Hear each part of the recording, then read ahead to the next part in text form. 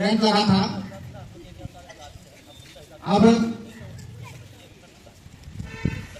इसको देखेंगे कि इनका सांस चल रहा है कि नहीं, धड़कन चल रहा है कि नहीं। तो इससे पहले जो है इनके कपड़े को थोड़ा ढीला कर देंगे ताकि जो है हवा अच्छी तरह आ सके। तो सांस का चेक करने के लिए देखते हैं कि सांस जो है इनका नहीं चल रहा है। और धड़कन को देखेंगे तो धड़कन चल रहा है कि नहीं चल रहा है। इसके लिए इसके नब्ज को देखकर पता कर सकते हैं छूकर।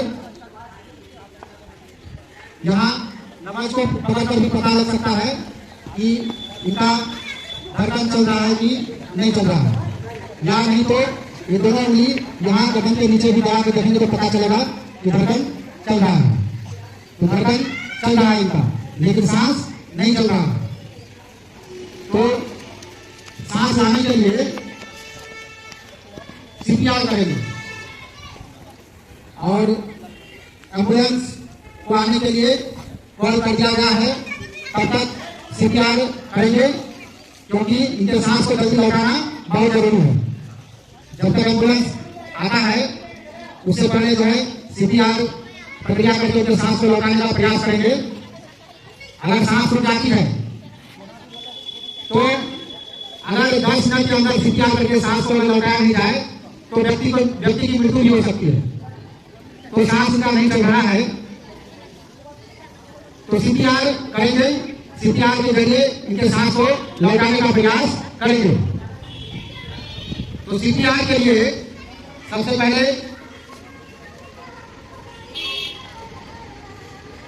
इनके मुंह पर कोई कपड़ा रख देंगे। कपड़ा रख देना है। उसके बाद इसे मुंह में मुंह डालकर 2 बार जोर से फूंक मारना है।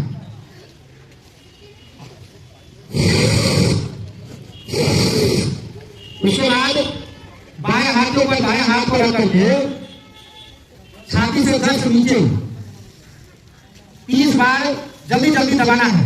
कितना बार? 30 बार। 30 बार दबाएंगे, फिर 2 बार फूंक मारेंगे, फिर जल्दी जल्दी दबाएंगे। यह क्रिया तब तक करेंगे जब तक इनका सांस लौट कर नहीं आ जाता है। ठीक है? तो इस तरह से करते रहेंगे और यह क्रिया तब तक चलती रहेगी जब तक इनका सांस लौट कर नहीं आ जाता है। अब जो है इस तरह से सीपीआर के माध्यम से सांस को लौटाया जा सकता है। फिर जो है तुरंत डॉक्टर के पास ले जाएंगे। हम हमारे विद्यालय के आपदा कमेटी के बच्चों के समक्ष कि वो बिजली से घात के विषय में क्या बताते हैं, इससे बचाव के संबंध में क्या वो जानकारी देते हैं। बिजली से घात के बारे में आप क्या कहना चाहते हैं? गीले हाथों से बिजली ना छूना वरना जीवन संकट में होगा झूला। बहुत सुंदर। आप क्या कहना चाहते हैं बिजली के घात के बारे में? सुरक्षित तार सुरक्षित जीवन, बिजली का रखो सही प्रबंधन। बहुत सुंदर। समय पर तार को बदले वरना हो सकता है जीवन में वार। बहुत सुंदर। देखिए ये बच्चे बता रहे हैं बिजली के घात के बारे में। बिजली से आघात लगता है तो क्या हो सकता है, उससे बचाव का क्या उपाय हो सकता है, आप बताइए। गीले हाथों से ना छुओ तार, करंट करेगा जीवन पर वार। बहुत अच्छे। आपका क्या नाम है? मेरा नाम अम्बी सिन्हा है। बिजली से घात के बारे में बताइए। बिजली गिरने से खुद को बचाओ, सुरक्षित स्थान पर शरण पाओ। बहुत अच्छे। आप बताइए बिजली से घात के बारे में। सुरक्षा को अपनाओ, बिजली से बचाव करवाओ। सुरक्षा अपनाओ, बिजली से बचाव कराओ। बहुत अच्छे। आपका क्या नाम है? कुमारी। ज्योति कुमारी। आप बताइए बिजली के घात के बारे में। सावधानी हटेगी तो बिजली कटेगी। सावधानी हटेगी तो बिजली कटेगी। बहुत सुंदर। आपका क्या नाम है? गौरी सिन्हा। गौरी सिन्हा, आप बताइए बिजली के घात के बारे में। बिजली का ताकत को समझो, गलत इस्तेमाल से सबको बचाओ। बहुत सुंदर, आप बताइए। बिजली का सही करे उपयोग, वरना हो सकता है जीवन पर वार। बहुत अच्छे, ये हमारे विद्यालय के आपदा कमेटी के बच्चे हैं जो बिजली से घात के बारे में बता रहे थे। बिजली से खेलोगे तो खतरे में पड़ोगे। बिजली का सम्मान करें, लापरवाही से बचाव करें और सर्किट से बचे, हर बार बनना चल सकता है वसुंधरा। बहुत अच्छे, जोरदार ताली हो जाए इन बच्चों के लिए।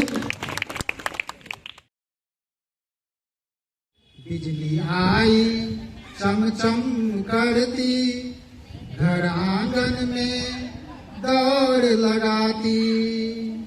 अगर तुम सावधानी भूल गए तो, अगर तुम सावधानी भूल गए तो, जान पे बन जाएगी बाती। बिजली आई चमचम करती, घर आंगन में दौड़ लगाती। गीले हाथ से छू मत लेना, सॉकेट में उंगली न देना। गीले हाथ से छू मत लेना, सॉकेट में उंगली न देना। नंगे तारों से रहो बचकर, नंगे तारों से रहो बचकर, अपनी जान यूं न गवाना। बिजली आई चमचम करती, घर आंगन में दौड़ लगाती। बिजली आई चमचम करती, घर आंगन में दौड़ लगाती। झट से बंद करो स्विच पहले, फिर लगाना पलक में हाथ। झट से बंद करो स्विच पहले, फिर लगाना पलक में हाथ। छोटे हो या बड़े सभी को, छोटे हो या बड़े सभी को, सिखलाओ ये छोटी सी बात। बिजली आई चमचम करती, घर आंगन में दौड़ लगाती। कहीं दिखे ढीला सा तार, परंतु उसे ठीक कराओ तुम। कहीं दिखे ढीला सा तार, तुरंत उसे ठीक कराओ। बिजली से खेलो मत बच्चों, बिजली से खेलो मत बच्चों, जान की कीमत समझाओ। बिजली आई चमचम करती, घर आंगन में दौड़ लगाती। बिजली आई चमचम करती, घर आंगन में दौड़ लगाती। ओवरलोड से बच के रहना, वक्त वक्त पर चेक करना। ओवरलोड से बच के रहना, वक्त वक्त पर चेक कराना। सुरक्षित जीवन का मंत्र यही है, सुरक्षित जीवन का मंत्र यही है। बिजली को वरदान है बनाना। बिजली आई चमक चमक करती, बिजली आई चमचम करती, घर आंगन में दौड़ लगाती। बिजली आई चमचम करती, घर आंगन में दौड़ लगाती।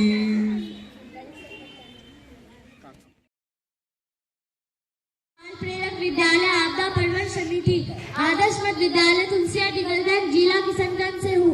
आज मैं महत्वपूर्ण समस्या पर अपने विचार रखना चाहती हूँ, जो बारिश के मौसम में अक्सर हमारे शहरों और गाँवों में देखने को मिलती है। जल जमाव क्या है? जब बारिश या किसी अन्य कारण से पानी सड़कों, गलियों या खुले स्थानों पर लंबे समय तक रहता है और समय पर निकल नहीं पाता तो इसे जल जमाव कहा जाता है। यह समस्या विशेष रूप से उन इलाकों में होती है जहां जल निकासी की उचित व्यवस्था नहीं होती। जल जमाव से होने वाली परेशानियां: स्वास्थ्य पर बुरा प्रभाव।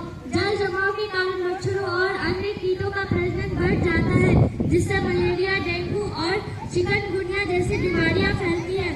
गंदे पानी में बैक्टीरिया और वायरस पनपते हैं, जिससे पीलिया, टाइफाइड और दस्त जैसी बीमारियां हो सकती है। यातायात और जनजीवन पर प्रभाव। जल भराव के कारण सड़कों पर गड्ढे छिप जाते हैं, जिससे दुर्घटनाएं बढ़ जाती है। गाड़ियों का आवागमन बाधित हो जाता है, जिससे लोगों को ऑफिस, स्कूल और अन्य जरूरी स्थानों तक पहुंचने में परेशानी होती है। पैदल चलने वाले लोगों को कीचड़ और गंदे पानी से होकर गुजरना पड़ता है, जिससे उनके कपड़े और जूते खराब हो जाते हैं। बुनियादी ढांचे को नुकसान। जल जमाव से सड़कों में दरारें और गड्ढे बन जाते हैं, जिससे सरकार को बार बार मरम्मत करवानी पड़ती है। घरों और नींव कमजोर पड़ जाते हैं और दीवारों में सीलन आ जाता है, जिससे मकानों को लंबे समय तक नुकसान होता है। पर्यावरण पर प्रभाव।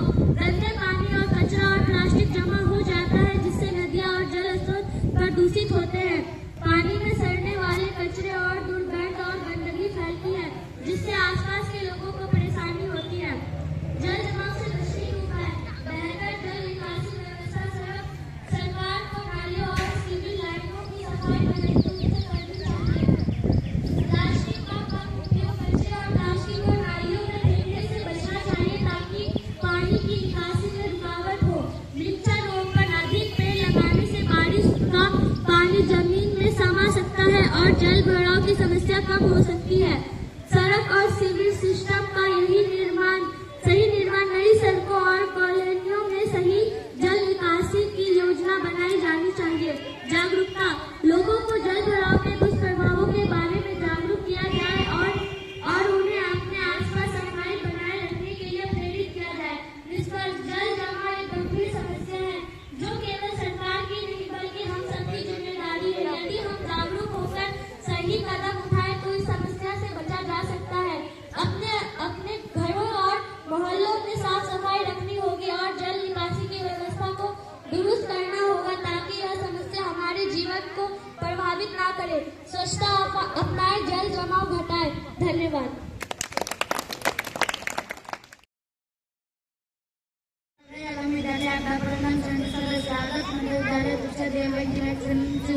आज सुरक्षित शनिवार विषय बोरिंग के गड्ढों से होने वाली घटनाएं और सुरक्षा के बचाव के बारे में मैं कुछ कहना चाहता हूँ।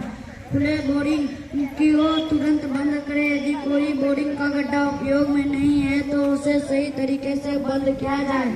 सुरक्षा ढक्कन लगाए। सभी खुले बोरिंग का गड्ढों को लोहे या मजबूत ढक्कन से ढकना चाहिए। सरकारी नियमों को पालन करें। सरकार द्वारा तय किए गए सुरक्षा मानकों को पालन करना जरूरी है। जागरूकता फैलाए। लोगों को जागरूक किया जाए कि बोरिंग की गड्ढे खुला ना छोड़े। सीसीटीवी और संकेत बोर्ड लगाए। जहाँ खुदाई चल रही हो वहाँ सुरक्षा बोर्ड और निगरानी कैमरे होने चाहिए। बच्चों को सतर्क करें। माता पिता और स्कूल को बच्चों को समझाना चाहिए कि वह खुले गड्ढों को पास न जाए। बोरिंग के गड्ढों को लापरवाही रही मासूम जिंदगी को खतरे डाल सकती है। हमें खुद जागरूक बनना होगा और दूसरों को जागरूक करना होगा। सरकार, प्रशासन और आम नागरिकों को मिलाकर यह सुनिश्चित करना चाहिए कि कोई भी बोरिंग का गड्ढा खुला ना छोड़े। सुरक्षा अपनाएं और दूसरों से बचाएं। धन्यवाद।